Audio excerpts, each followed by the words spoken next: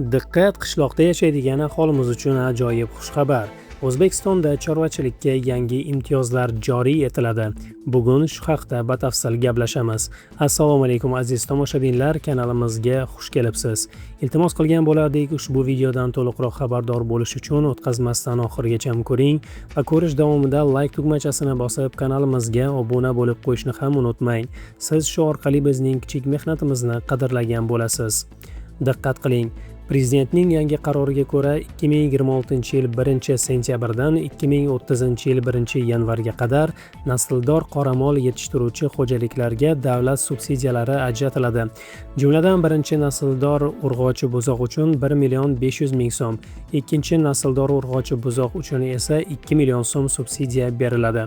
Bundan tashqari buzoqlarni parvarishlash xarajatlarini qoplash uchun ham alohida moliyaviy yordam ajratiladi. Yana bir muhim yangilik, xorijdan yirik va mayda shoxli qoramollarni olib kelish bilan shug'ullanuvchi maxsus servis korxonasi tashkil etiladi. Ushbu korxona chorva mollari yetkazib berilgandan keyin kamida 12 oy davomida oziqlantirish, veterinariya xizmati, sun'iy urug'lantirish va naslchilik bo'yicha xizmatlar ko'rsatadi. Shuningdek, chorvachilik loyihalari uchun yem-xashak ekinlari yetishtirish maqsadida bo'sh turgan qishloq xo'jaligi yerlari elektron onlayn auksion orqali taqdim etiladi.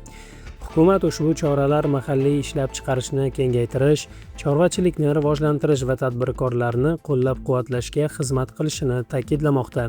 Shu bilan bugungi videomiz ham o'z nihoyasiga yetdi. Azizlar, agar sizda qandaydir savollar bo'lsa, izohlar qismida albatta qoldiring. Keyingi videolarda ko'rishguncha xayr, sog' va salomat bo'ling. O'zingizni ehtiyot qiling.